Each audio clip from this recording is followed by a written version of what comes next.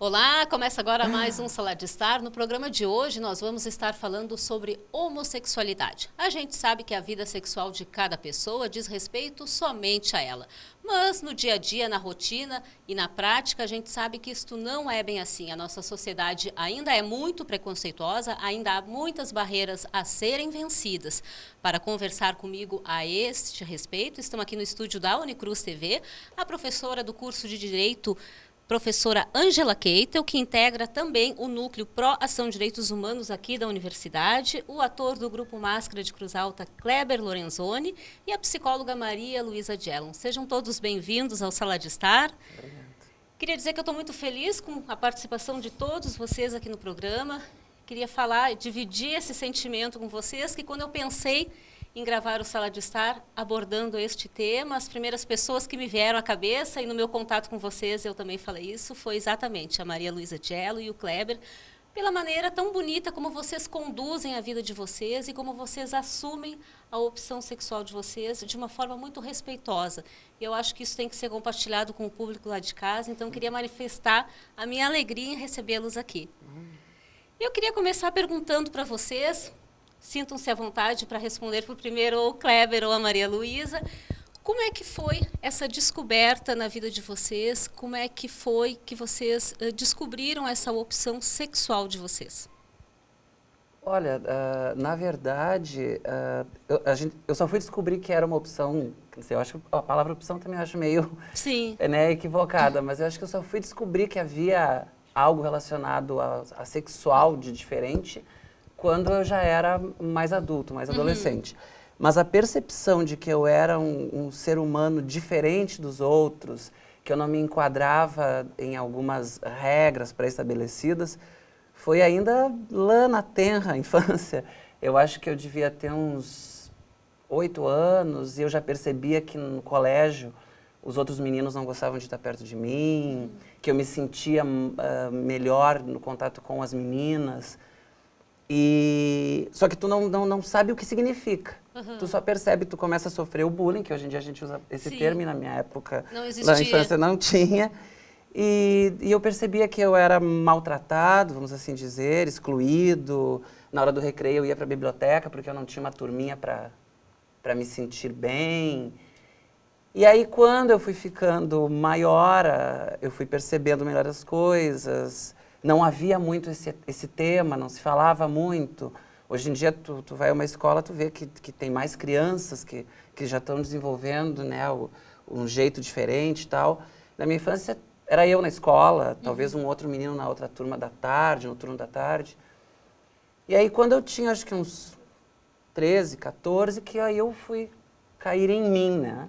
Mas aí havia o medo da família, de que magoasse os entes mais próximos. E aí então havia o sigilo, o esconder, o namorar escondido. Não é fácil, né? Foi difícil essa conversa com a família? Eu vejo que tu te emociona quando tu falas disso. É que na verdade assim, não teve um momento em que houve um... Oi, sou gay. As coisas foram acontecendo, até porque eu entrei pro teatro e o teatro automaticamente, as pessoas confundem, às vezes acham que tu entra pro teatro e o teatro faz com que você se torne alguma outra coisa. Não. Mas no teatro tu consegue te entender melhor e aprende a te respeitar enquanto cidadão lá dentro. Porque o teatro faz te conhecer, estudar sobre a tua própria pessoa para te também ser um bom ator, né? E aí a família foi percebendo que não teve um momento em que eu cheguei e disse, sou gay. Sim. Mas que eu arrumei um namorado, que frequentou a minha casa, que eu me portava diferente, que eu me assumia do jeito que eu era. E aí... E foi tranquilo? Não é tranquilo internamente, sabe? Porque eu venho de uma família muito religiosa, muito tradicional no seu jeito né, dos pilares da família. E o meu medo sempre era esse, era de magoar, de consternar a mãe, o pai, magoar todo mundo. Mas... Sim. E esse tranquilo que tu disse que não foi tranquilo para ti, tu buscou ajuda em algum momento, tu procurou alguma orientação, foi conversar com alguém para te sentir... Não. Hoje em dia eu vejo assim, eu conheço jovens homossexuais que têm 14, 15 anos e que conhecidos da comunidade, né, e me perguntam coisas. Mas na minha época não havia para quem eu perguntar, não tinha aonde que eu vou. A gente é precursor, parece, em Cruz Alta, né? Porque não havia para quem tu perguntar. E tu não tinha coragem também de chegar para uma professora. Eu lembro que, até por acho que uma questão de despreparo, as próprias professoras me fizeram me sentir muito mal, chamaram minha mãe na escola, sabe que eu tinha problemas psicológicos. A minha mãe chegava em casa, sofria, chorava, me culpava. Então é uma situação assim bem, né, complicada. E eu vejo que hoje em dia é tudo bem mais fácil, né? Graças a Deus, é tudo muito mais prático. Tu tem livros, tu tem uma literatura para te buscar, tu tem a internet, né? Então se torna mais fácil hoje em dia. E conversar com alguém sobre isso, a respeito desse assunto, é difícil, né? Porque a gente não sabe nunca como é que vai ser a reação da outra pessoa, né? Sim, e tem então a questão também do próprio relacionamento. Porque como você não é assumido, a pessoa por quem você se envolve, se apaixona, também não era. Então, eu não sabia, a outra pessoa também não sabia, nem para a pessoa com quem você está se envolvendo, tu não sabe o que perguntar. Somos diferentes? Sim. Não somos? O que somos? E na rua tu ouve desaforos terríveis, né? Hoje em dia não é tanto, mas na minha época tu entrava num ônibus, tu ouvia coisas horríveis, tu entrava numa loja para comprar, a funcionária te tratava estranhamente, tu entrava numa livraria, tu entrava na igreja e é uma barra bem... São questões que magoam também, né? Que magoam, mas ao mesmo tempo te tornam um ser humano melhor, eu acho. Não que se tu não passar por isso não vai te tornar um bom ser humano, lógico, mas eu digo assim, ó, quanto à minha pessoa, eu sinto que todas essas coisas me fizeram ter um preparo melhor para a vida, tolerar melhor o outro, em várias situações, não só na questão da homossexualidade, né? Porque tudo foi tão difícil que agora parece que tudo é lucro. Sim. Parece que tudo agora é... Tudo é felicidade. Tudo é felicidade comparado. Que bom. E contigo, Maria Luísa Gello, como é que foi essa descoberta? Esse para mim foi um processo no início duro, porque eu nasci no campo e a minha formação inicial até a adolescência foi no campo. Então, além da família ser desenhada num pensamento de muita austeridade, nem cabia essa questão. Então, ir descobrindo um pouco essa questão da homossexualidade, né? Esse interesse, esse desejo pela pessoa do mesmo sexo, estando no campo, e isso para mim se deu na adolescência, então estando no campo foi um processo duro, porque se no espaço urbano não se tinha com quem conversar, no campo então muito menos. Mais difícil. Né? A sexualidade já é uma coisa bem mais difícil de conversar, né? Nesse campo conservador, né? morando para fora, né? A gente diz para fora. Então, foi um processo inicialmente duro. Eu morei no campo mesmo até os meus 14 anos. Com 15 anos, eu fui para uma cidade próxima, que era Três Passos, para fazer o 2º grau na época. Então, eu já pude ir... produzindo um pensamento diferente aos poucos com relação a isso. Mas também não era muito fácil porque não havia muita modificação de pensamento. Né? Enfim, fui lidando com essas questões, fui me trabalhando, havia um ir e vir permanente, porque havia um desenho, que é o desenho que o pensamento conservador coloca no nosso imaginário, das coisas certas e das coisas erradas. E eu, desde a infância, tive um posicionamento um tanto anarquista, né? Eu não era feita para a normalidade, né? O pensamento da normalização ele nunca fez parte da minha existência, mas estava desenhado como uma coisa presente na minha vida e havia esse conflito sempre entre o certo e o errado. Né? Muita vergonha, muitas vezes, quando quando os sentimentos afloravam, quando os afetos afloravam, dificuldade para conversar com as pessoas sobre isso. E a partir do momento em que eu vim para a universidade, eu fiz a minha formação, a minha graduação na Unijuí, aí já foi um outro processo, né? Eu vim para a Ijuí aos 19 anos, já bem idosinha, né? Então já foi um outro processo. O meu convívio na universidade era basicamente com o pessoal da filosofia no primeiro ano. Então eu já encontrei um espaço mais propício para poder me tranquilizar um pouco com essas questões. Mas ainda assim foi um processo duro, de ir assumindo aos poucos e de poder conversar com as pessoas por quem eu me interessava. Não havia esse espaço, né? Como o Kleber já falou, era uma dificuldade muito grande, porque você não sabia qual seria a reação, havia muito preconceito no imaginário das pessoas, então, às vezes, você tentava uma abordagem, tentava falar do assunto e vinha a rejeição de volta, o preconceito, a discriminação. Fácil, havia aquela coisa de as pessoas reagirem à abordagem e você virar o sapatão, a bicha, né? Diante das outras pessoas. Então, nesse tempo foi um processo mais duro. A partir do momento em que eu estive na universidade foi mais tranquilo, sempre vivenciei os meus afetos de uma forma bastante segura, apesar desses conflitos.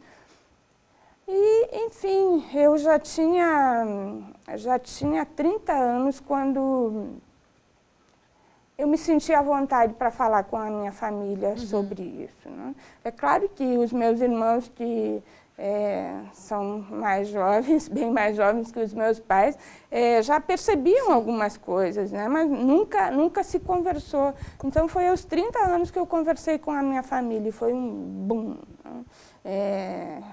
Porque todos com um pensamento conservador, a minha irmã, mais velha do que eu, reagiu de uma forma muito assustada, não queria nem que eu conversasse com o pai e com a mãe sobre isso. E o que foi mais impressionante é que a minha mãe, que eu tinha mais medo assim, da reação, apesar dos 30 anos, né? E não foi um momento de abrir para eles para esperar uma aprovação, foi uma comunicação, né? Também para interromper aquela coisa de, e o namorado, quando que vai aquela aparecer, cobrança que né? tem em família, A família toda cobrando. Eu já tinha ido com namoradas minhas lá e isso não tinha ficado claro para eles, até porque nós tínhamos muito cuidado com isso. Mas, enfim, a minha mãe foi a pessoa que reagiu de uma forma até mais tranquila. E isso também foi um processo para eles, para aprenderem a lidar com essa questão, entenderem que não era uma doença, entenderem que, porque eu sou homossexual, eu continuo sendo mulher, né? E sempre muito mulher. Eu sempre digo que eu sou mulher da vida, né? Mulher da vida porque eu gosto da vida, né? Gosto muito da vida, de produzir vida na minha existência e na minha relação com as outras pessoas. Então foi um processo para eles de entendimento do que seria isso, de produção do respeito também. O respeito não veio imediatamente, né? E hoje é uma situação absolutamente tranquila, né? Isso eu sempre sublinho, que dos meus relacionamentos, que os meus relacionamentos sempre foram com pessoas da cidade, né? As famílias das minhas namoradas, das minhas companheiras, mesmo sendo do convívio urbano e lidando muito mais com a diversidade, raramente encontramos o respeito, né? Então, isso é uma coisa que eu sublinho, porque a minha família, vivendo no campo, um pensamento conservador, conseguiu produzir esse respeito, né? E hoje Eu estou com uma companheira, porque eu sempre fui muito do mundo, vivi os meus relacionamentos não de uma forma ortodoxa, ou seja, o meu pensamento não é de que as pessoas tenham que se relacionar, ter relacionamentos para sempre. A gente vive os relacionamentos, seja homossexuais, heterossexuais, durante o tempo que eles durarem. Não é? Às vezes as coisas se acabam. Hoje eu estou com uma companheira que eu não tenho essa preocupação se vai durar um tempo ou se vai ser para sempre, porque é uma coisa muito sólida, o nosso relacionamento é muito sólido. Eu acho que a idade também, né? A gente vai pegando maturidade, como eu digo. Hoje tu estás casada, Maria? Hoje tu estás casada? Isso. Há quanto tempo? 2 anos e tanto. A minha companheira chegou com 3 filhas. Ela já vinha de um relacionamento antes, então? Isso, ela tinha a história de vida dela, né? Enfim, nós já temos 40 e tantos anos. Sim. Eu não vou dizer exatamente para vocês não ficarem... Sim, tantos, né? 41. Estou até exagerando para frente, né? 40 e tantos anos. Então, ela já tinha a história de vida dela, assim como eu tenho a minha, né? Chegou com 3 filhas e esse está sendo um processo muito lindo, né? De readoção das filhas, da parte dela, e para mim, de adoção das filhas dela, né? Dessas 3 filhas, a mais velha já não mora conosco, porque já está tocando a vida dela, enfim, tem 20 anos, né? Os filhos ficam adultos e ganham o mundo, né? A gente tem que aprender a respeitar isso também, aprender a respeitar as escolhas dos filhos, né? Apesar de eles demorarem, às vezes, para entender que as escolhas deles são eles, né? Então, esse é um processo que a gente vai aprendendo. E essa produção da adoção das filhas da minha companheira está sendo muito lindo, porque é a invenção de novos filhos. Né? Hoje as meninas não são mais as mesmas meninas do início lá do nosso relacionamento. Isso é muito bonito ver a movimentação cotidiana delas. Né? É claro que não é fácil, porque são 3 adolescentes. Vejam que quando começou o nosso relacionamento era 18, 16 e 14. Né? Hoje é 20, 18 e 16. Né? Para quem não tinha filhos, para quem levava uma vida livre, largada, né? De repente trabalhar a vida, né? Produzir a vida com 3 adolescentes não é muito fácil. Não foi uma tarefa fácil. Eu digo que é bonito, porque se produz muita coisa, é intenso, mas não é fácil. E é um aprender, né? É um aprender. E, além disso, nós estamos também agora em processo de adoção de mais 2 crianças. Né? Olha, que legal. Esperamos que dê tudo certo. Né? Uma menina de 12 e um menino de 10. Eu sempre digo, não bastavam as trigêmeas, agora precisamos dos gêmeos, né? E talvez ainda adotemos mais uma criança, porque gostaríamos de ter um filho bebê. Né? Então, esse é um processo de produção de vida, como eu sempre digo. Vou te interromper só um pouquinho, Maria Luísa, que a gente tem que fazer um pequeno intervalo. A gente volta conversando ainda sobre esse respeito. A gente vai para o intervalo e volta em instantes.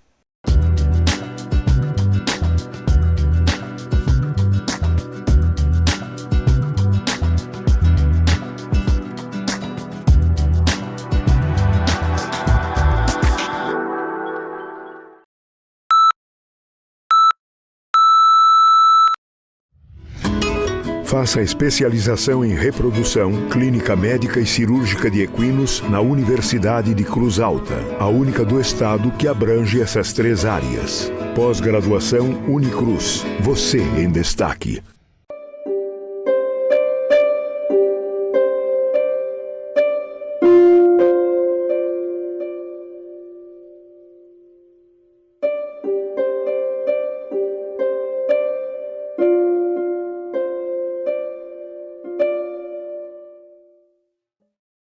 O Maracanã é único. O Pelourinho é único. A Catedral de Brasília é única. Luísa Vasconcelos é única, como você. Com a biometria, o seu título de eleitor terá a sua identidade digital. Assim, ninguém pode se passar por você na hora do voto. Verifique se sua cidade está participando do cadastramento digital. O prazo já está acabando. Informe-se no TRE do seu estado. TSE, Justiça Eleitoral.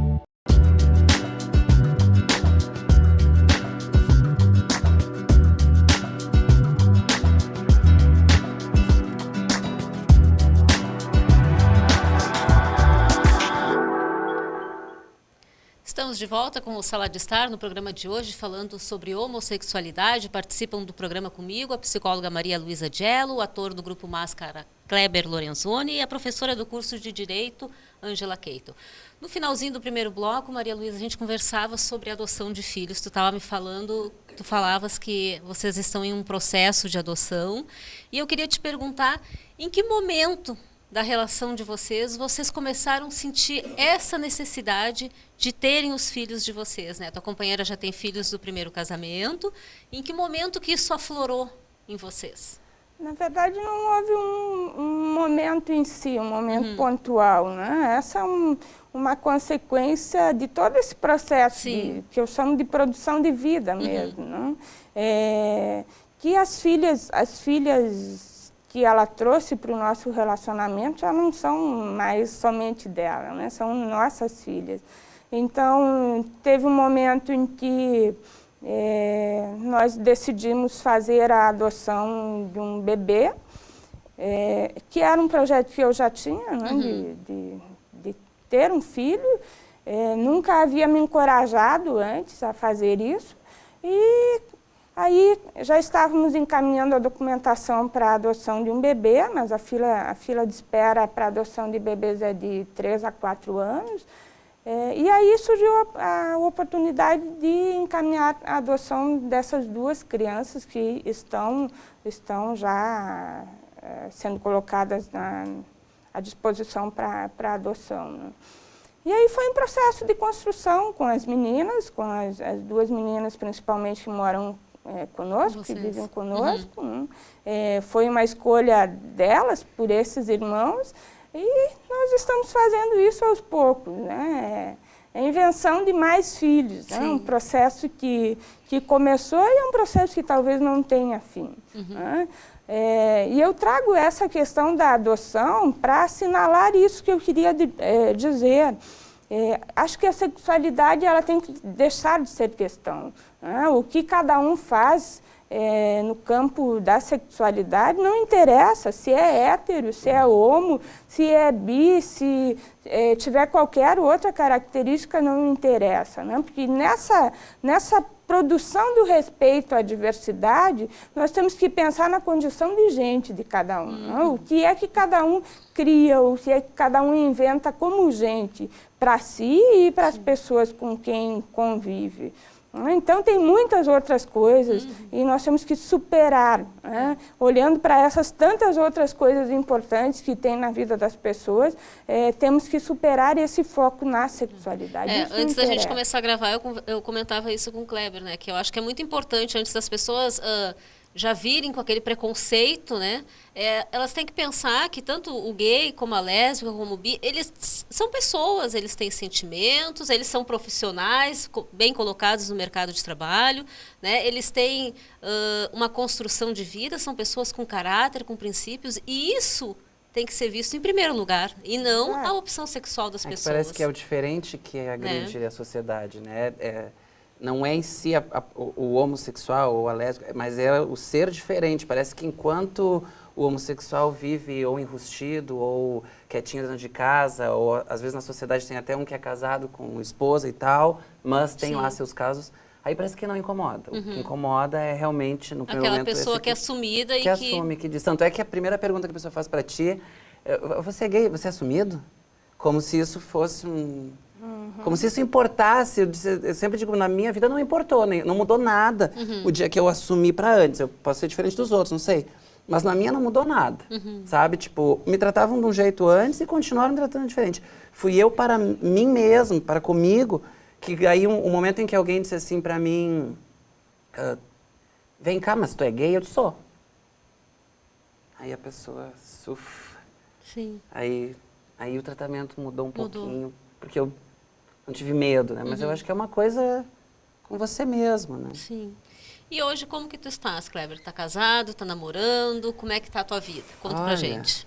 Alguns anos atrás eu diria casado, mas agora eu prefiro dizer namorando. Porque eu acho que o bom é viver conhecendo a outra pessoa, descobrindo, se apaixonando a cada dia. Sim. E, como diz a Maria Luísa, ir construindo coisas sem se preocupar com o depois, né? Então, tu já teve um relacionamento longo, né? Já tive 2 relacionamentos longos.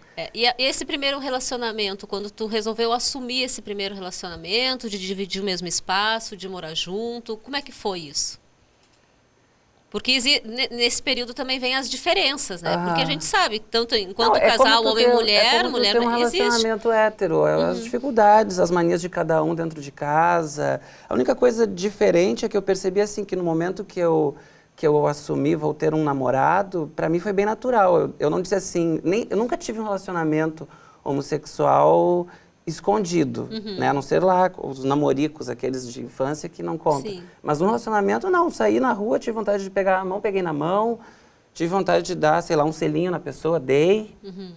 Mas esse medo, assim, tipo, o que vão dizer? Você não gostar, atravesse a rua. Sabe, se me falar... Tem gente que grita coisa, pelo menos tá falando de mim. Sim. Não me importo mais, sabe?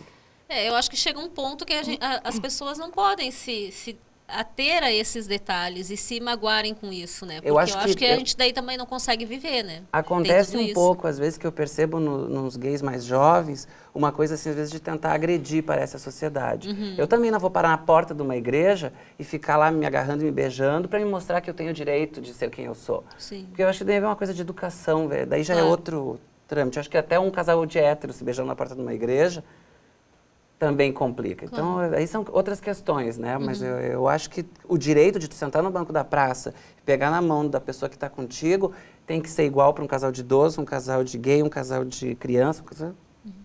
Vocês acreditam que pelo fato de a gente estar no interior do estado, da comunidade ser um pouco mais conservadora, né, haja um pouco essa dificuldade das pessoas se assumirem ou não? Acho que não. A gente vê em todos os espaços. Eu já tive, já morei um tempo na capital, já vivi em outras cidades. O que muda é a proporção, né? Mas eu acho que a dificuldade é a mesma, porque é da pessoa.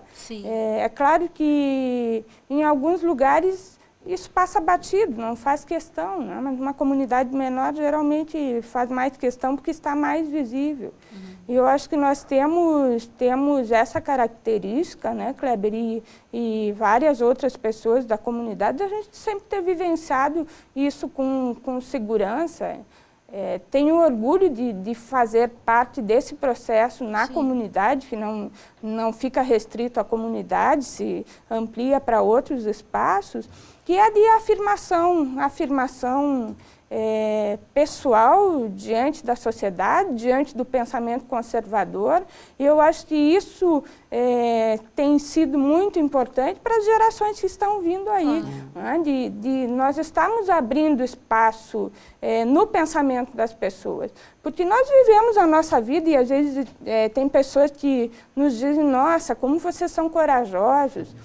Não se trata de coragem, né? Nós vivemos a vida, né? Pelo menos nos meus relacionamentos é isso que se desenha, nós vivemos a vida. Não ficamos nos importando se vão ficar nos olhando, se vão ficar comentando. É claro que às vezes surgem situações que são mais incisivas, que são mais difíceis de lidar, seja no convívio com pessoas próximas, seja no trabalho ou de uma forma geral, mas são coisas que nós temos que ir administrando. Não é fácil a vida de uma forma geral. Os relacionamentos não são fáceis. O convívio no campo da diversidade não é fácil. Então, é um processo de produção de segurança para nós, de produção de respeito de uma forma geral. Né? Então, eu tenho um maior orgulho de fazer parte desse processo. Vejo a gurizada de hoje com muito mais facilidade para lidar com essas questões, para se posicionar. E é claro que, assim como nós fomos adolescentes, eles também estão vivendo a adolescência deles e fazem enfrentamentos, fazem coisas para chocar, né? Mas faz parte do processo de vida de todos. Sim. A gurizada hétero também faz coisas para chocar. Né? Não eu vejo que Cruz Alta é uma cidade, a gente viaja muito por causa do teatro, e eu vejo que Cruz Alta, nesse sentido, é uma cidade assim... Eu amo essa cidade, então eu sou meio... suspeito para falar, mas é uma cidade onde eu saio muito melhor com o meu companheiro na rua, de mão dada e tal, e eu sofro muito menos do que em outras cidades que supostamente, né, por serem maiores e tal, como Passo Fundo, Santa Maria, sei lá, mas Cruz Alta eu acho que foi difícil chegar até aqui, mas eu acho que tem uma compreensão melhor, uma aceitação melhor. Eu percebo isso, assim, entre os... Tanto é que a gente tem uma parada gay e tal, e tem outras tantas cidades que nem isso. Que não tem. Tu tocaste num ponto que eu queria falar com vocês.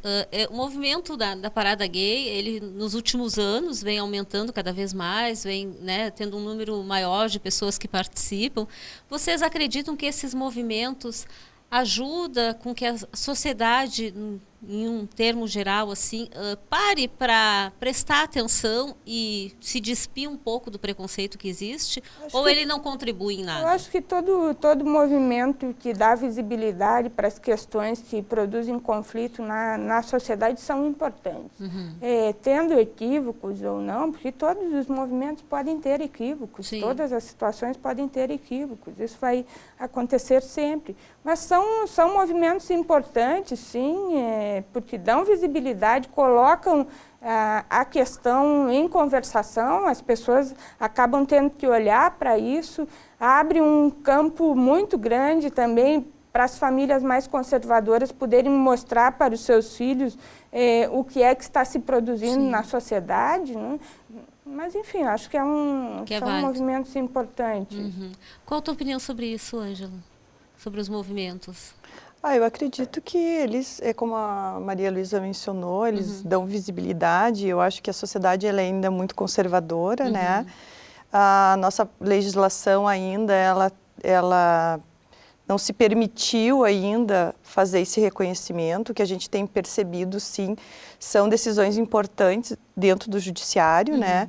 A partir do momento em que o STF reconheceu as uniões homossexuais equiparadas às uniões heterossexuais, eu acho que isso foi muito importante, né? Já havia várias decisões em tribunais estaduais e eu acho que isso, esse reconhecimento do STF, então, fortalece, né? E ele é recente, né? Ele é de 2011, né? A resolução do ano passado também, que possibilita a conversão em casamento, eu acho que isso também é um grande passo. Até tenho uma curiosidade em saber como é que isso anda acontecendo na prática, se isso veio ocorrendo mesmo, né?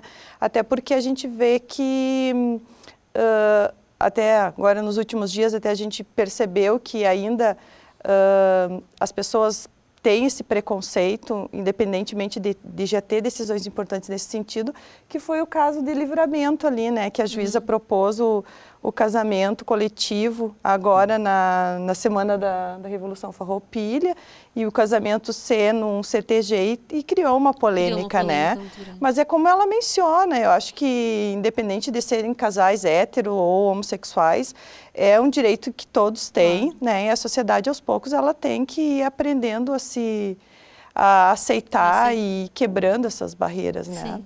E é uma construção de família, independente se é homem, mulher, mulher, homem, né? Eu acho que as pessoas têm o direito de serem felizes, né? Independente da sua opção sexual. Nós falávamos antes a respeito das leis, né? Antes de começar a gravar, que as leis existem para homens e mulheres, mas quando se refere a um casal, né? Seja homossexual, isso muda de configuração. E quando na realidade não poderia mudar, né? O Brasil nesse campo ainda está engatinhando, porque não reconhece muitas coisas, e as pessoas, que nem a Maria Luísa Gel, está construindo uma família, né? Então, quer dizer, essa construção é das duas, né? E então, se tem filhos dessa relação, esses direitos têm que serem assegurados e garantidos também, né? Com certeza. Mas aí a gente percebe que se a Maria Luísa fosse entrar com um processo como solteira, apenas como solteira, provavelmente as barreiras para essa adoção não seriam, né, grandes. Agora, com certeza, o fato desse pedido de adoção ser em conjunto com a companheira, as dificuldades dela serão bem outras, né? O que não deveria ser, né? Porque, infelizmente, aí a gente percebe que hoje existem muitas crianças institucionalizadas, né? Muitos casais na fila de adoção, mas que essas crianças permanecem ainda, por quê? Porque não preenche aquele perfil que os casais héteros querem, né? Então, por que não dar oportunidade para essa criança, esse adolescente que está lá e que não vai ser adotado por um casal hétero, ser adotado por um casal homossexual que vai ter a mesma constituição de família como qualquer outro, né? Ainda acho que a sociedade vem muito com essa questão do que é normal, o certo e errado, mas o que é o certo e errado? Por que eu, como hétero, sou normal? O que me diz, né? O que me caracteriza como normal? Não sei, né? Também, quem garante que eu não sou diferente também, né? Então, eu acho que esses rótulos que a sociedade coloca, eu acho que isso vai dificultando os processos, né? E somos uma sociedade muito conservadora ainda, né? Isso é. As últimas novelas que a Rede Globo exibiu agora, as duas últimas, abordavam as questões dos relacionamentos homossexuais, né? Uma com homens, essa última com mulheres. Vocês acreditam que a mídia, né, explorando um pouco mais o assunto, possa ajudar a desmistificar, a tirar um pouco desse preconceito e fazer com que as pessoas tratem com mais normalidade esses relacionamentos? Olha, eu acho que a televisão brasileira, principalmente a Rede Globo, faz um serviço muito positivo. Tem muita gente que questiona, que reclama. Assim, quando eu era mais jovem e via os gays mostrados de uma forma engraçada no programa da Zorra Total, eu achava aquilo o fim do mundo, uma ofensa profunda. Mas aí depois eu fui percebendo que a gente está numa sociedade onde o humor consegue coisas que eu só fui perceber mais tarde quando eu fui fazer teatro e fazer comédia e tal. E aí eu vejo que isso foi modificando aos poucos. Começou com o gay lá, passou dali a pouco, e a gente está agora, a novela mostrando um relacionamento de dois gays morando junto e tal. E eu acho que a televisão, ela é um reflexo do que a gente é. Também a gente não pode querer que a televisão dê um passo lá na frente e mostre tal coisa. Ela vai mostrando de acordo com o que a gente vem acompanhando. Mas eu acho que muito mais do que um beijo gay, por exemplo, que é mostrado na TV, o gay mostrado lá do jeito que ele é, sabe? Trabalhando, morando, do jeito que o ser humano é como qualquer outro, eu acho que isso mostra uma dignidade que é muito legal de ver. Sim, uma construção de vida, né? Eu acho que ainda há esse destaque para essas questões, né? Porque a violência aparece na TV o tempo todo. A produção das coisas ruins aparece na TV o tempo todo e ninguém se impressiona com isso, né? Então, eu acho que é importante sim, não acompanho novelas, não sei nem como está sendo mostrado esse negócio aí, eu ouço falar, né? Mas acho que assim como os movimentos sociais trazem para visibilidade, dão visibilidade a essas questões, a mídia também traz essa visibilidade. Mas penso isso, que não pode ser mais colocado em destaque. Enquanto isso for destaque, é porque não faz parte do pensamento corrente, né? Então tem que ir para muito além disso, né? Tem que ultrapassar muito isso. Que o que é que nós vemos na grande mídia falando sobre essas situações? A Globo vai mostrar um beijo gay. A Globo vai mostrar um beijo gay, mas a Globo mostra beijos todos os dias. Que eu sei, a Globo mostra beijos todos os dias. E pelo fato de ser um beijo gay, não tem nada de anormal. Qual é a diferença do beijo gay, né? É boca com boca, é saliva com saliva, da mesma forma que o outro beijo. Mas, enfim, esse é o processo da sociedade, né? De ir produzindo essa aceitação, como a Ângela diz, né? Que é um processo longo também. Estamos caminhando para ir melhorando, né? Aos poucos, né? Professora Ângela, eu queria falar contigo a respeito de uma ação que a universidade desenvolveu ano passado, falando sobre o Rio Grande sem homofobia. A universidade, através do Núcleo de Proação de Direitos Humanos aqui da instituição, trabalhou pelo interior do Rio Grande do Sul inteiro, com palestras, né? Conta um pouquinho para a gente como é que foi a realização desse trabalho. Na verdade, a gente esteve presente em 10 cidades do Rio Grande do Sul. As cidades foram escolhidas pela Secretaria de Justiça e Direitos Humanos, porque isso foi uma necessidade que se percebeu através, muitas delas, né, através do Disque 100, né, de denúncias assim, de pessoas relatando as dificuldades que se tem até mesmo no atendimento público. E na própria fala do Kleber, quando ele menciona a dificuldade que ele teve com as professoras, o objetivo dos seminários era justamente capacitar, né, os servidores públicos de um modo geral, da área de educação, saúde, segurança pública, para, na verdade, discutir, refletir essas questões, né? Que não é porque o gay está na fila que ele tem que ficar ali esperando 2, 3 horas para ser atendido, porque eu tenho um preconceito contra os gays, que bom, vou deixar ele na fila agora esperando o tempo que eu achar necessário. Então, isso havia muitas reclamações, e esse, na verdade, foi o objetivo, mas que também oportunizou para a sociedade civil também participar. E, então, no ano de 2012, a gente teve a oportunidade de trabalhar com esses 10 seminários em diferentes cidades aí do estado. E como é que vocês sentiram a receptividade nesse trabalho? Isso muda, né? Muda muito de cidade para cidade. Tem cidades bastante conservadoras ainda, né? Teve em alguns locais assim que a gente teve um público muito participativo, teve outros que a gente percebeu resistência, não somente no sentido da participação, mas nas próprias discussões ainda, né? Então, o que na verdade a gente queria era propor, né, na verdade, é que não é porque você passou num concurso público e que agora você está ali com uma certa estabilidade que você vai ter o direito de ofender e discriminar quem quer que seja, né? E aí a gente não só fala aqui da questão do homossexualismo, mas da pessoa com deficiência, do negro, né? De tantas outras discriminações que a gente sabe que ocorrem no dia a dia. Então, isso foi, na verdade, fortalecer essa questão dos direitos de igualdade que a gente tem, né, na nossa própria Constituição e que muitas vezes não são garantidos. E é extremamente importante trabalhar isso nas comunidades, né? Com certeza. Bom, a gente vai encerrando o Sala de Estar. Eu queria agradecer demais a presença de vocês aqui no programa. Um programa que eu tinha muita vontade de fazer e dividir com o público lá de casa, né?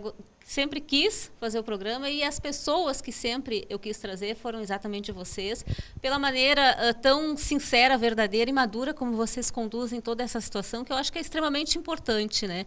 Queria dizer para vocês também que a história de vida de vocês é linda, foi muito bom poder contar isso para o público lá de casa, dividir com o público, né? Quero já deixar o convite para Maria Luísa, assim que tiver concretizada essa adoção, que tu venha aqui nos contar como é que foi todo esse processo, como é que foi essa receptividade em família, que eu acho que é importante a gente colocar isso para as pessoas. A gente sabe que tem tantas crianças, né, que precisam de um lar, independente de ser com um casal homossexual, heterossexual. Eu acho que o sentido de construir família e ser feliz e se despir do preconceito, eu acho que é o mais importante em tudo isso.